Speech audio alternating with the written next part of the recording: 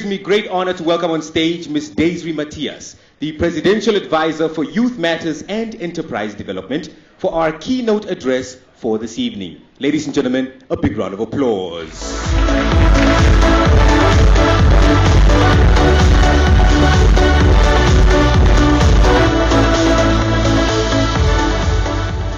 Thank you very much, program directors, senior government officials present, sport commissioners, presidents and chairpersons of the national sporting codes, sponsors in the form of MTC, members of the media, distinguished invited guests. I recognize the presence of the Inspector General. A very good evening.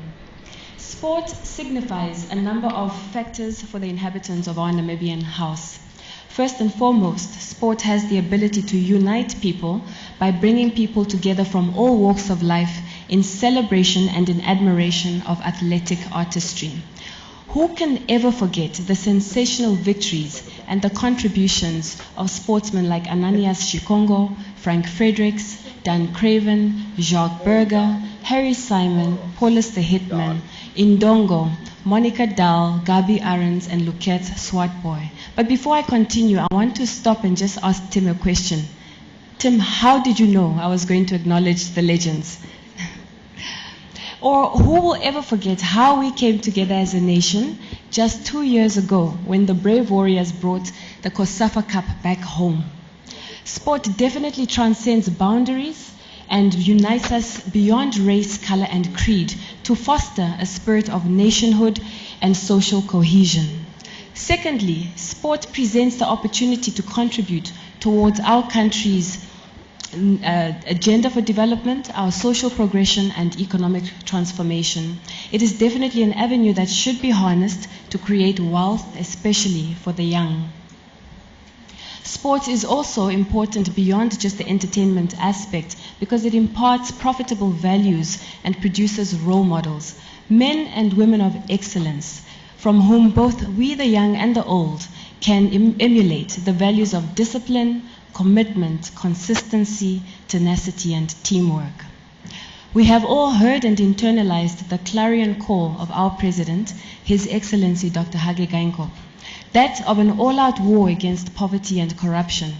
There are many examples to draw from across the continent and the world where men and women have risen from the doldrums of abject poverty to the lofty echelons of stardom and wealth.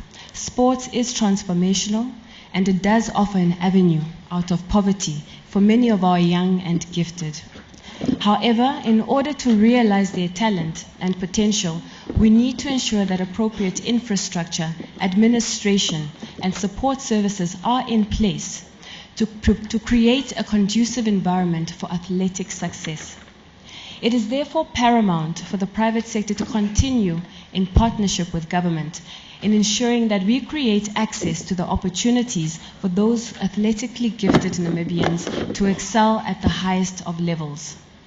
Ladies and gentlemen, it is no secret that our President is a keen sports enthusiast, and in particular of the game of football and tennis. His passion is made visible when he draws examples from sports and applies them in the context of politics, leadership, and governance. As an example, recently when assenting the legislation of the Whistleblowers Protection Act, which is an instrument aimed to mitigate corruption, President Geingob cautioned for these freedoms to be used responsibly by drawing similarity to the game of football, where we all know that sometimes a false whistle may be blown at a very crucial point in the game and in an unfair manner. He is essentially encouraging all players and spectators to play by the rules. Fellow Namibians, we are observing diminishing levels of trust all over the world and also in our country, not only towards political leaders, but also among different stakeholders, including the sporting fraternity, the private sector, and publics at large. President Geingob refers to the mathematical formula that of accountability plus transparency equals to improved levels of trust, A plus T equals TR. This is a concept that has become his leadership mantra and indeed one of the central tenets of the Harambee Prosperity Plan's desired goal and outcome to deliver improved, effective governance and improved service delivery. More must therefore be done, should be done, and will be done to strengthen the processes, the systems, and the institutions that are responsible for the administration of our national sporting codes. The President's call to improve public levels of trust is therefore one that we should embrace and one that is to be applied by all in a day-to-day governance of this public good that is sport. As I draw to a close, the spirit of Harambee is one that calls for a culture of collective and collaborative efforts in order to propel our development forward.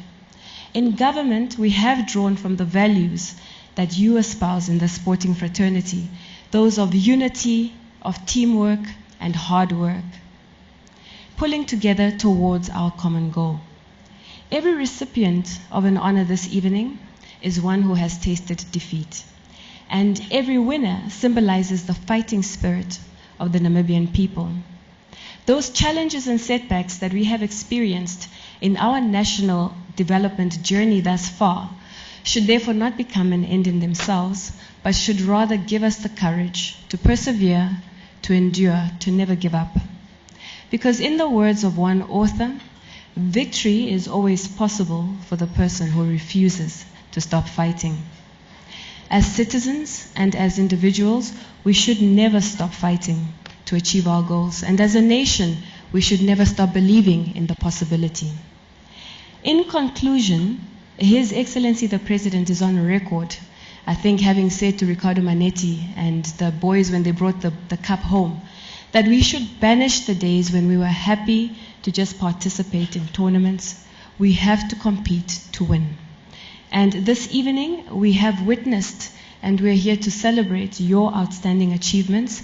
We congratulate you and I thank you for your kind attention.